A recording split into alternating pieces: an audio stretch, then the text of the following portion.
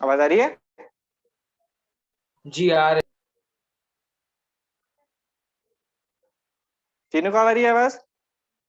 हाँ बढ़िया। बैंक तूने चेक कर लिया टेस्ट अपना? कोई डाउट है तो बता अभी। अभी नहीं किया, मैं आज कर लूंगा। हाँ कर लेना पक्के से, बता देना कोई भी अगर डाउट निकले तो पूछ लेना मेरे से कि ये वाला क्यों हाँ गलत है या क्यों सही है ना। ठीक है, हाँ आ जाओ आज अपन आगे बढ़ते हैं। खोल लो तुम लोग भी बुक, 107 पेज पे आ जाओ। गोपाल तेको भी आवाज आ रही है ना? किसी का नेटवर्क इशू तो नहीं है? नहीं। चलो बढ़िया।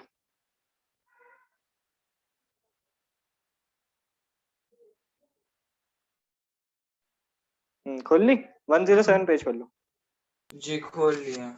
अच्छा एक मिनट, गोपाल है ही नहीं शायद, एक सेकंड रुकना।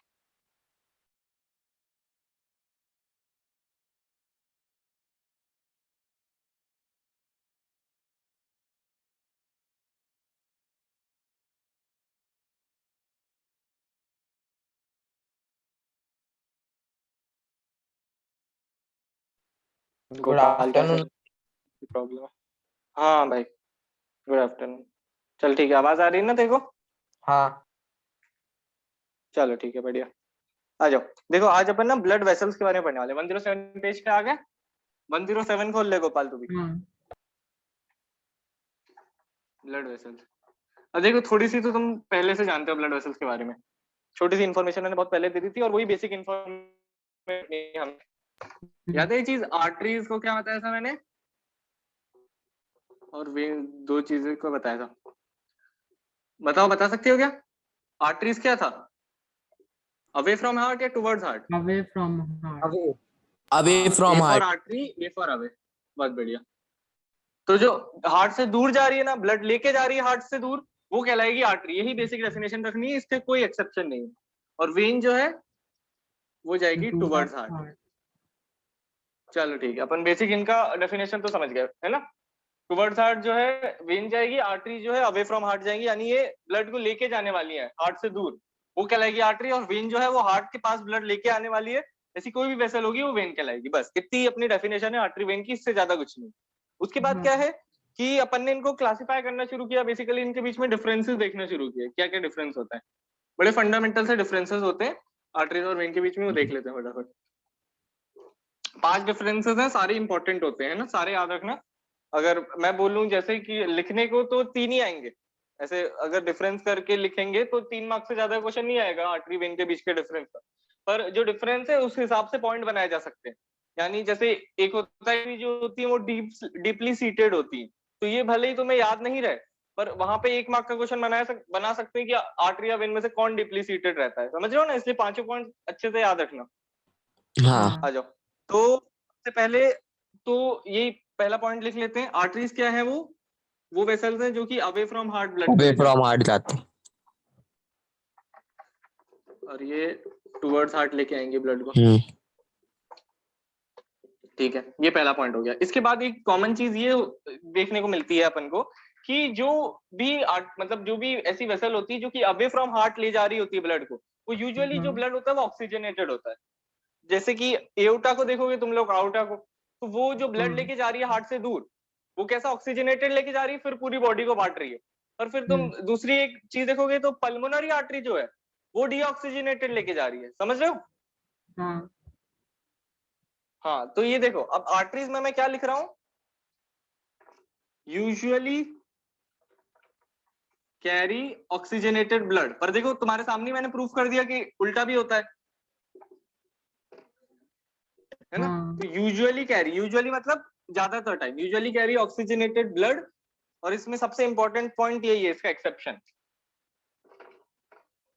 अब देखो इस डेफिनेशन का कोई एक्सेप्शन नहीं है कि अवे फ्रॉम हार्ट, कोई सी भी जो वेसल होगी अवे फ्रॉम हार्ट उसी को आर्टरी बोलते हैं। यही है बेसिक डेफिनेशन, है ना। ये अपन ने कोई उल्टी पुल्टी डेफिनेशन बनाने की कोशिश की तो उसका एक्सेप्शन निकला है ना। अगर किसी ने बोला कि ऑक्सीजनेटेड ब्लड वाली आर्टरी होती तो वो चीज गलत है, क्योंकि उसका एक एक्सेप्शन है, पल्मोनरी आर्टरी।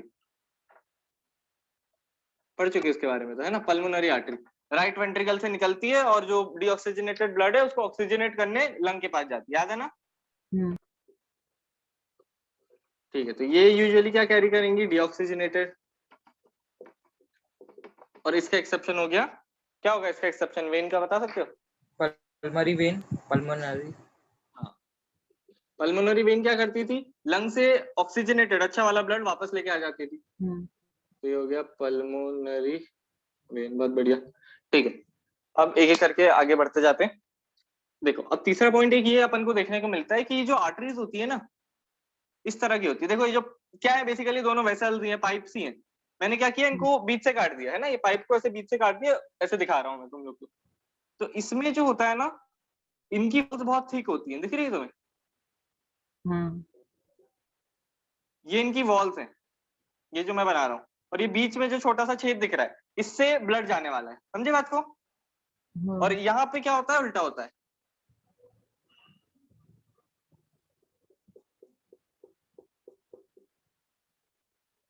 देखो डायग्राम बना के समझा दिया ना, तो थोड़े पिक्चर देख लेते हैं तो याद रहता है थोड़ा। ये होती है आर्टरी, पतली सी, और ये होती है वेन। समझ गए बात को?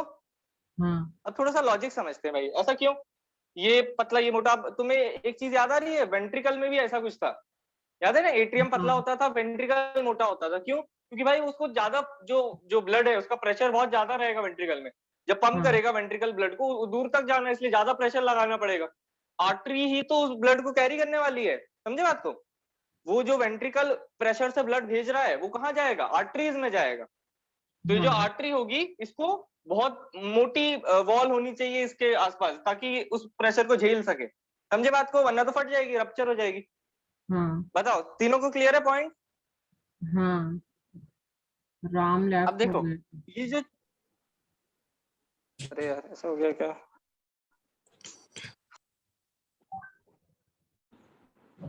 भैया एक बार और बता दीजिए ये वाला पॉइंट। एक सेकंड रुक जा भाई, है ना, मैं राम को भी अंदर ले लेता हूँ।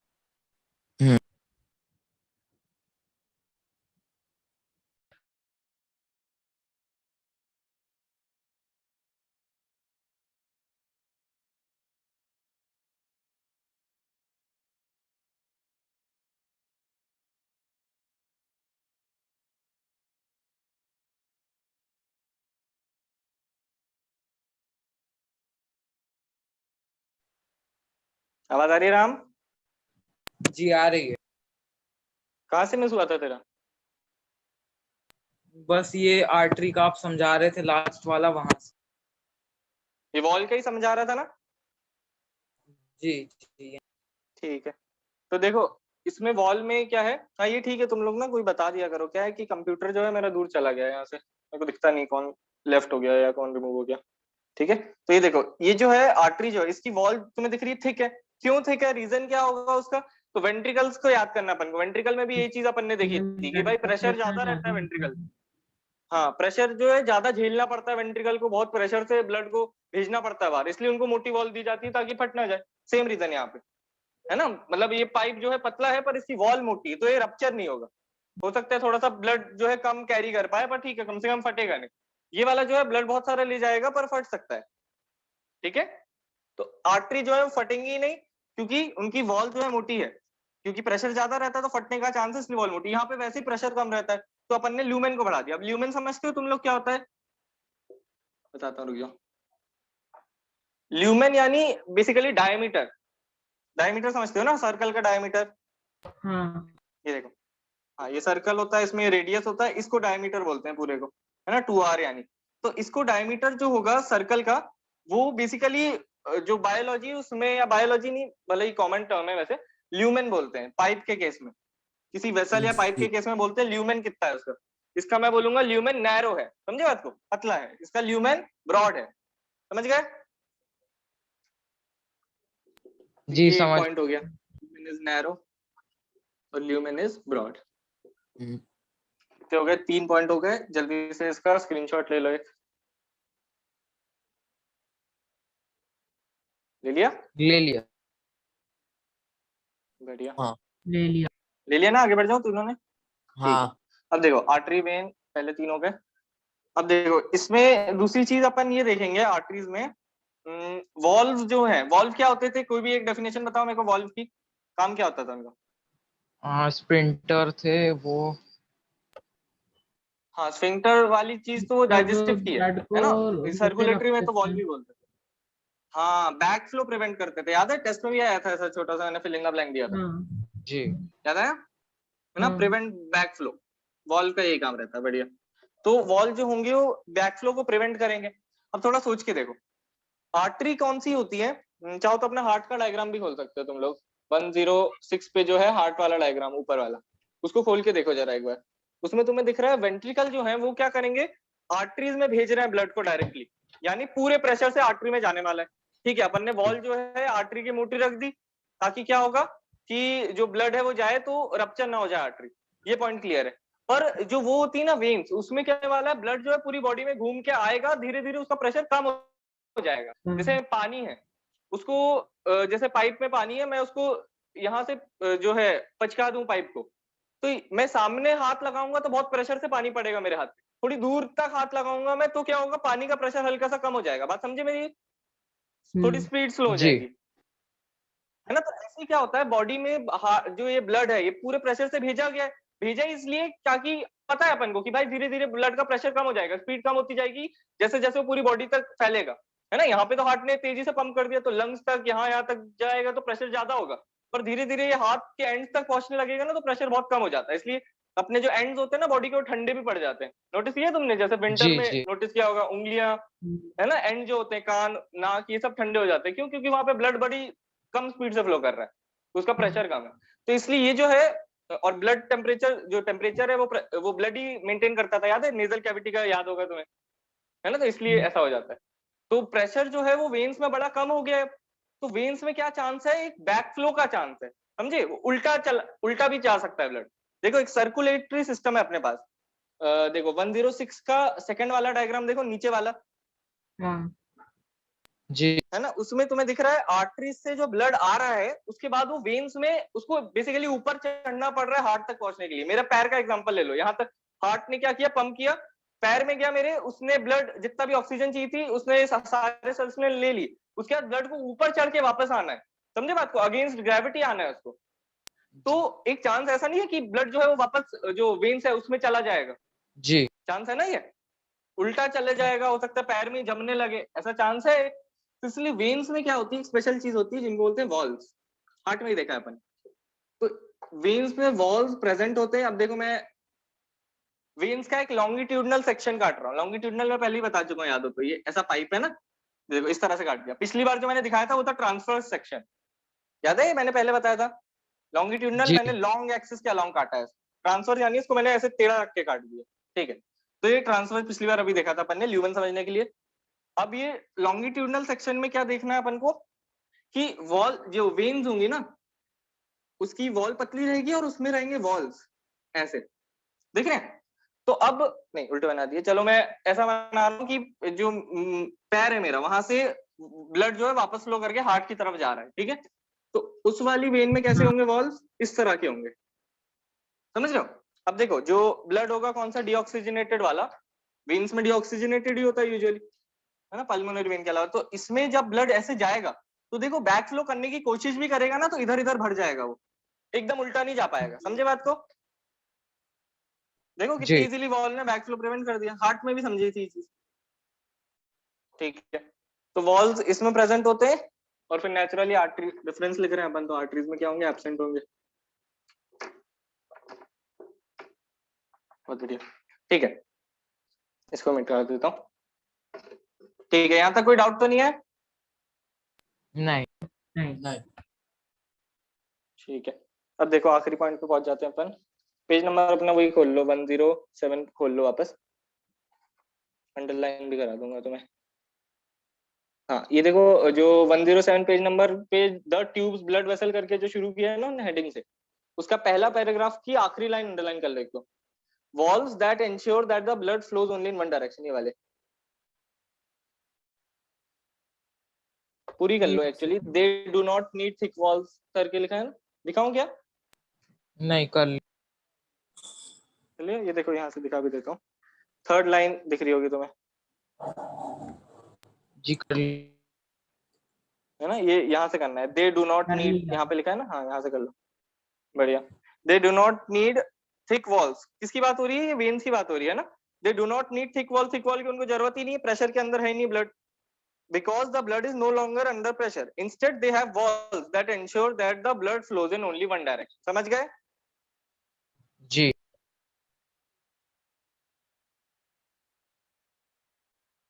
चलो ठीक है। हाँ, अब आखिरी पॉइंट पे आ जाते हैं। ये चीज एनसीईआरटी मेंशन नहीं है पर पूछ सकते हैं, इसे बता देता हूँ। आखिरी पॉइंट क्या होगा? एक, अच्छा अपने हाथ को जरा ध्यान से देखोगे ना तो तुम्हें ग्रीन कलर की यहाँ पे वेन्स दिखेंगी, दिख रही है? जी दिख रहा है ना? ये जो वेन्स, ये जो दिख रहा है तुम्हें ग्रीन ग्रीन कलर का, वो वेन्स है तुम्हारी। अब देखो ये अपन ने बेसिकली चीटिंग कर ली थोड़ी, है ना, बॉडी से देख लिया। वेन जो होती है वो होती है सुपरफिशियल। सुपरफिशियल समझते हो? ऊपर ऊपर रहती है, सुपरफिशियल। और आर्टरी जो रहती है ना वो डीप सीटेड रहती है। डीप सीटेड मतलब ये बॉडी के अंदर, तो दिखेंगे नहीं हाथ के ऊपर से। आर्टरी लाल कलर की होती है तो वो दिखेगी भी नहीं, अंदर रहती है हाथ के, हाथ के, समझ गए? डीप सीटेड रहती है। बताओ बताओ, क्लियर है ना? यस। वेन्स रहेंगी सुपरफिशियल, आर्टरीज रहेंगी डीप सीटेड। चलो इसका भी स्क्रीनशॉट ले लो, आगे बढ़ जाते हैं अपन। ले लिया। ले लिया। ले लिया? चलो अब देखो, अब एक्चुअली क्या होता है, ब्लड वेसल 3 तरह की होती है। अपन अभी 2 के ही पढ़ रहे थे, तीसरी भी आ जाएगी अभी। कैपिलरी सुना है? रेस्पिरेशन में याद हो तो जी थोड़ा सुना। सा बताया होगा मैंने। एल्वेलाई के आसपास से निकलती थी वो, है ना? ठीक है, तो वो देख लेते हैं क्या होता है।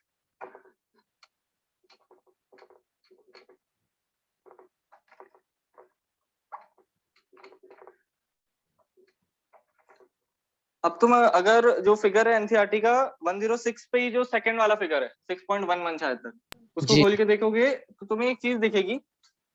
दोनों जगह किया है उनने ऐसा, एक्चुअली एक ही जगह करना चाहिए था। जो उनने एक मैश जैसा बना दिया ना, नीचे ऊपर नीचे दिख रहा है, अजीब सा ही उनने ऐसे आर्टरी और वेन, आर्टरी जो है वेन, उनको इस तरह से मिला दिया है बहुत सारा, और उसके बाद आर्टरी जो है वेन में कन्वर्ट हो गई। देखा ये चीज दिखी?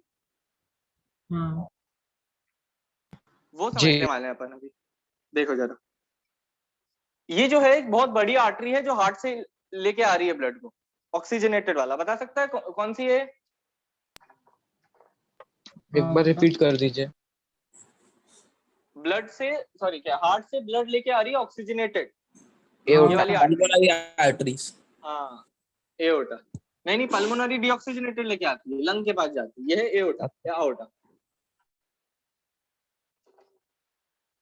ठीक है, तो यहाँ जो ब्लड लेके आ रही है, अब अपन को क्या करना है, इसको हर सेल तक पहुंचाना है। बात समझ रहे हो ना? सेल कितना छोटा होता है, दिखता भी नहीं अपन को, और ये आर्टरी जो है इतनी बड़ी सी पाइप है, तो अपन पूरे सेल को ऐसे नहला तो नहीं देंगे इसमें। अपन क्या करेंगे, इस आर्टरी को क्या करेंगे, धीरे धीरे डिवाइड करेंगे। समझे बात को? जैसे रिवर होती है, उसकी ट्रिब्यूटरीज होती है ना, उसी तरह से कुछ। ये देखो क्या हुआ, ये आर्टरीज बहुत सारे छोटी छोटी आर्टरीज में डिवाइड हो गई। बात समझ गए? जी ठीक है, तो अब देखो इस चीज को क्या बोलते हैं। ये जो है, अभी तो मैंने नाम ही लिख दिया इसका, क्योंकि मेरे को पता है हार्ट से जो आती है उसका नाम एओर्टा ही होता है। पर ठीक है, कोई भी आर्टरी जो होगी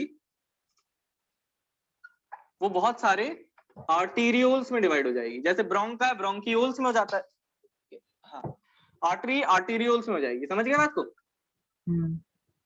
याद आया ना कुछ? ब्रोंका है, ब्रोंकियोल्स में हो जाता था, आर्टरी आर्टीरियोल्स में हो जाएगी। समझ गए? हाँ। ठीक है, अब आगे का देखते हैं प्रोसेस क्या होता है। ठीक है, अब ऐसे ही बेसिकली समझ सकते हो, जितने भी आर्टीरियोल भी हो सकता है फिर आगे जाके और डिवाइड करे, है ना? हो सकता है और भी ब्रांच करना पड़े इसको, और छोटे लेवल तक जाने के लिए। ये भी और ब्रांच कर रहा है, समझ रहे हो बात को?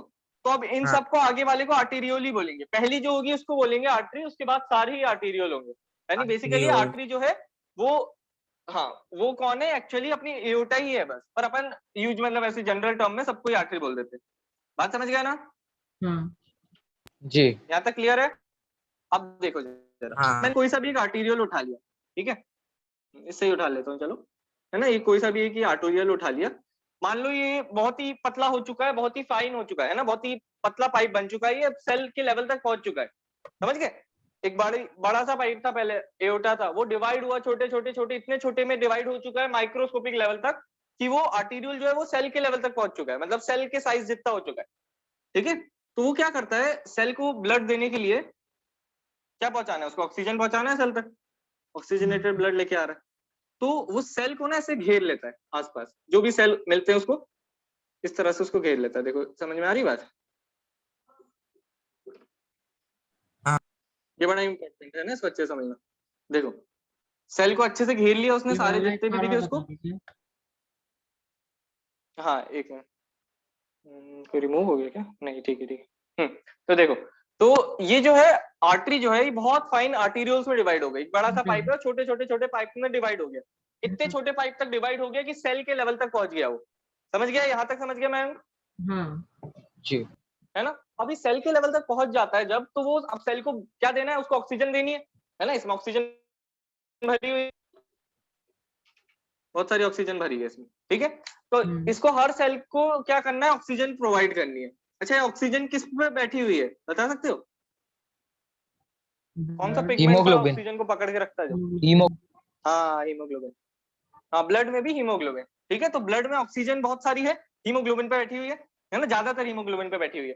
तो जो हीमोग्लोबिन है वो क्या करेगा, ऑक्सीजन को छोड़ देगा और CO2 को एक्सेप्ट कर लेगा। बताया था मैंने ये चीज, याद है? मैंने बोला था रेस्पिरेशन में इसको देखेंगे, सर्कुलेशन में, यही है वो।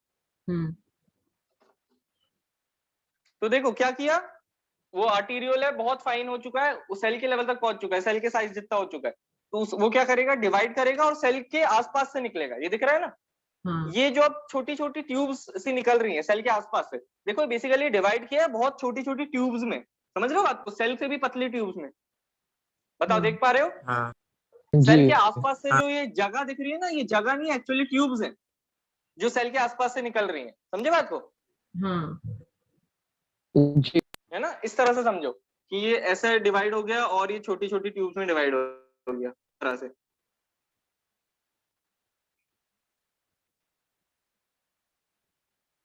ये देखो मैं इनको डिवाइड कर रहा हूँ और छोटी छोटी ट्यूब में। ये देखो अब तुम्हें थोड़ा समझ में आ जाएगा। अब ये देखो, ये जो बीच के गैप दिख रहे हैं यहीं पे सेल होते हैं, समझ गए? उसके आगे जाके मिल भी जाता है फिर, है ना? मिल भी गया। तो यहीं पे जो छोटे छोटे गैप्स होते हैं यहीं पे सेल होते हैं, है ना? तो ऐसा मत समझना कि ये सेल आ जाते हैं तो वो फैल गई। हाँ फैल तो गई है, पर वो ऐसा उनने नहला नहीं दिया सेल को ब्लड में अपन ने, है ना? उसके आसपास से ट्यूब्स निकल रही हैं अभी भी। चलो ठीक है। तो देखो, तो ये जो ट्यूब्स होंगी ये सेल के आसपास से निकलेंगी, जो ये बहुत फाइन कैपिलरीज कहलाएंगी। समझे बात को? कैपिलरी क्या होती है? वो ट्यूब जो सेल के आसपास से निकल गई। अब मेरे को बता सकते हो? अच्छा चलो एक चीज और देख लो पहले। सेल में क्या होगा, CO2 होगा बहुत सारा। चलो एक सेकंड रुक जाओ, है ना? सेल में क्या होगा, बहुत सारा CO2 होगा। क्यों होगा? अरे भाई उसको लगातार रेस्पिरेशन करना है, एनर्जी चाहिए सेल को, तो लगातार रेस्पिरेशन कर रहा है, ऑक्सीजन इसलिए तो चाहिए और CO2 इसलिए निकाल रहा है। ये बात पता है अपन को, है ना? रेस्पिरेशन में देख चुके हैं, बहुत बढ़िया। तो ये CO2 नहीं आ रहा है, तो क्या कर दिया इसने, ऑक्सीजन खींच ली पूरे ब्लड की, दे दिया ब्लड को। क्या कर दिया इसने, ब्लड को डीऑक्सीजनेट कर दिया। याद आया? मैंने बताया था टिश्यूज में या सेल्स में ब्लड क्या हो जाता है, डीऑक्सीजनेट हो जाता है। ठीक है, बहुत बढ़िया। तो अब ये क्या था, अच्छा देखो अब क्या होगा, ऐसी ही बहुत सारी जो होंगी वेसल मिल के वापस से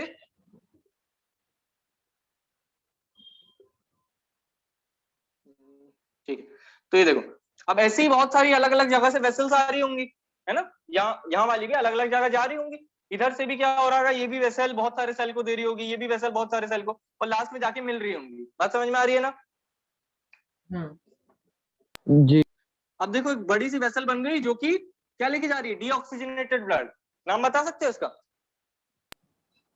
वेसल जो पूरी बॉडी से डीऑक्सीजनेटेड ब्लड लेके जाती है। Pulmonary artery. नहीं नहीं, पल्मोनरी आर्टरी तो ब्लड हार्ट से निकलती थी, वो तो अलग बोल रहे थे। ये तो अब हार्ट के पास जा रही होगी वापस, तो पहली बात तो वेन होगी। पल्मरी वो वेन। कौन सी वेन होती है जो, नहीं नहीं नहीं पल्मोनरी नहीं, अभी भी पल्मोनरी लंग से रिलेटेड है। यहाँ पे अपन सिस्टम की बात कर रहे हैं, याद है ना? पल्मोनरी सर्कुलेशन ऊपर वाला था, लंग से रिलेटेड। सिस्टम में याद करो, एक एओर्टा थी, दूसरी हाँ वेना कावा, वेना कावा बन जाएगी। समझे? हर जगह पूरी बॉडी से सारी, देखो अब क्या बोलते हैं इनको, ये भी बता देता हूँ, इनको बोलते हैं वेन्यूल, और मिलके क्या बन रही है, ये वेन बन रही है। समझ गए ना आप? हाँ वेन बन गई। तो यहाँ से क्या आई, आर्टरी आई, आर्टेरियोल में डिवाइड हुई, और यहाँ पे जो ये फाइन ट्यूब्यूल्स दिख रही है तुम्हें सेल के आसपास से जाती हुई, सेल से भी पतली हैं जो, उनका नाम होता है कैपिलरीज। अब थोड़ा देख के तुम बता सकते हो मेरे को, कैपिलरीज ऑक्सीजनेटेड ब्लड कैरी कर रही है डीऑक्सीजनेटेड? ऑक्सीजनेटेड। यूनाइटेड। देखो देखो वापस से देखो, नहीं उसमें मिक्स्ड है, बात समझ रहे हो? ऑक्सीजन वही जा तो रही है, कि- CO2 आ रही है। हाँ हाँ, इंटरमीडिएट टाइप है वो, है ना। इसलिए देखो अपन ने एक तीसरी कैटेगरी बनाई। साइंटिस्ट जो है उन्होंने सबसे पहले ऐसे ही देखा आर्टरीज और वेन्स को कि भाई ये ब्लड जो है ऑक्सीजनेटेड लेके जा रही है तो आर्टरी है, फिर जो डीऑक्सीजनेटेड लेके जा रही है वेन्स है, जो इंटरमीडिएट लेके जा रही है कैपिलरी। बाद में डेफिनेशन बदल दी गई और बोल दिया कि जो हार्ट से निकल रही है वो आर्टरी है और जो हार्ट के पास आ रही है वो वेन है, इसलिए वो एक्सेप्शन आ जाता है पल्मोनरी का, है ना। समझ गए बात को? हाँ तो कैपिलरी जो होंगी वो कहाँ मिलेंगी अपन को, सेलुलर टिश्यू लेवल पे मिलेंगी, और क्या कर रही होंगी वो, सेल्स जो है उनपे, उनसे जो है ऑक्सीजन उनको दे रही होंगी और CO2 ले रही होंगी। एक जगह और मिलती है कैपिलरी, याद है कुछ? इसके आसपास से निकलती है, एल्वोलाई। क्या है, balloon like structure? Alveoli. Alveoli है। हाँ, एल्वेलाई के आसपास से भी कैपिलरीज निकलती है ना। वहां भी तो एक्सचेंज, जहां भी ना एक्सचेंज का काम होगा। चलो एक चीज और बताऊंगा अभी बाद में और क्लियर हो जाएगा। देखो ये क्या कर रही है अभी, यहाँ पे CO2, यहाँ पे ऑक्सीजन आ गई बहुत सारी, एल्वेलाई ऑक्सीजन लेके आता है, और ये CO2 वाला ब्लड लेके आई है। कहाँ से? यहीं से, समझ रहे हो ना। ये जो वेन है ये कहाँ जा रही होगी, हार्ट के पास जा रही होगी। हार्ट क्या करेगा, वापस एक पंप करेगा ब्लड को और पल्मोनरी आर्टरी बना देगा, राइट वेंट्रिकल से जो निकलती है वो पल्मोनरी आर्टरी बाद में जाएगी, बहुत डिवाइड करेगी और जाके क्या बनाएगी, पल्मोनरी कैपिलरीज बनाएगी, है ना, लंग के आसपास जो कैपिलरीज होती है। समझे सिस्टम को?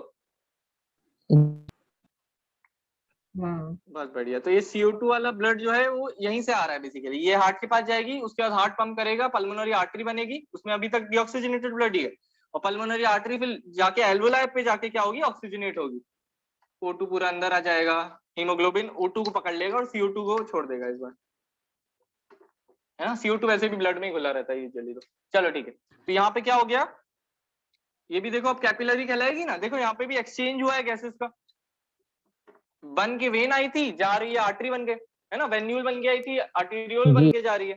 समझ गया बात का? हाँ जी। मतलब समझ गया बात का? चलो ठीक है। तो यहाँ पे क्या हो रहा है, आर्टरी आर्टेरियोल बनी, कैपिलरी जो है वो क्या कर रही है, ऑक्सीजन दे रही है और CO2 ले रही है। ये कौन से लेवल पे हो रहा है काम, सेलुलर लेवल पे, और ये कहाँ पे हो रहा है, ये एल्वेलाई पे हो रहा है ना, ये चीज एल्वेलाई पे। तो दो जगह कैपिलरी अपन को देखने को मिलती है, समझ गए? इसका स्क्रीनशॉट ले लो जल्दी से। ले लिया। ले लिया। ले लिया? ले लिया।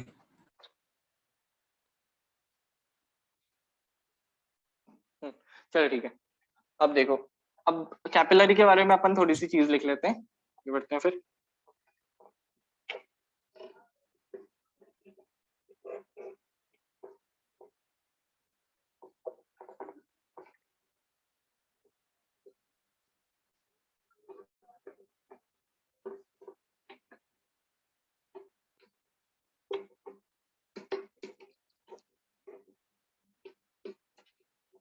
अब देखो सोच के देखो खुद ही, कैपिलरी जो होगी, ऐसा सोचो, मेरे को क्या करना है, कोई किसी को कोई चीज बोलनी है या देनी है और बीच में दीवार है, मैं कैसे चाहूंगा दीवार कांच की हो, पतली सी हो, और अगर मेरे को कोई मारने आ रहा है तो मैं चाहूंगा बीच में दीवार मोटी सी हो। बात समझे बात की? हाँ बता मतलब समझे? जी। अगर मेरे को कोई मारने आ रहा है तो मैं चाहूंगा बीच में दीवार मोटी हो हमारे, और मैं कुछ बोलना चाह रहा हूँ उसको तो मैं चाहूंगा बीच में पतली सी दीवार हो।